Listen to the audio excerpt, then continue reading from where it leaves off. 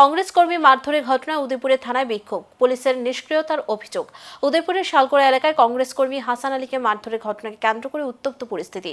ঘটনার পরদিনই রাধাকিশোরপুর থানার সামনে বিক্ষোভ এবং ধর্নায় সামিল হলো গোমতী জেলা কংগ্রেস। জানা গেছে, রবিবার রাতে কংগ্রেস কর্মী হাসান আলী ও এলাকার বাসিন্দা টিটন দাসের মধ্যে কোনো একটি বিষয় নিয়ে বচসা চরমে ওঠে, যা পরিণতি হয় শারীরিক সংঘর্ষে। আহত টিটন দাস বর্তমানে চিকিৎসাধীন গোমতী জেলা হাসপাতালে। পরবর্তী সময়ে হাসান আলীর বাড়ি ভাঙচুর করা হয়, এমনকি তার স্ত্রীকেও মারধরের অভিযোগ উঠেছে। এই ঘটনার পরিপ্রেক্ষিতে সোমবার কংগ্রেস নেতা টিটন পালের নেতৃত্বে থানার সামনে ধর্নায় বসে কংগ্রেস কর্মীরা। তাদের অভিযোগ, বিজেপি কর্মীরা পরিকল্পিতভাবে হামলা চালিয়েছে এবং থানায় লিখিত অভিযোগ জানানো সত্ত্বেও অভিযুক্তদের গ্রেফতার করেনি পুলিশ।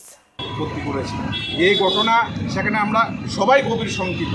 একটা আক্রান্ত মহিলা, তার শরীর থেকে রক্ত ঝরছে, পা থেকে রক্ত ঝরছে, হাঁটতে পারছেন না। সেখানে পাবলিক গাড়ি সেই মহিলাকে বিজিবি গুন্ডাদের ভয়ে বাড়ি ব্যারিকেড করে রেখেছেন। হাসপাতালে সেখানে আসতে পারছেন না। পুলিশের কাছে বারবার সেখানে বলেছি আমরা যে অন্তত মহিলাকে হাসপাতালে নিন।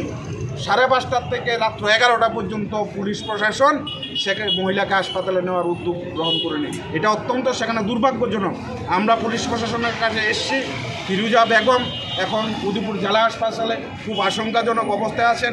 ওনার মাথায় সিলি লেগেছে, পায়ে সিলি লেগেছে, উন্নত চিকিৎসার জন্য হয়তো বাইরে নেওয়া হতে পারে।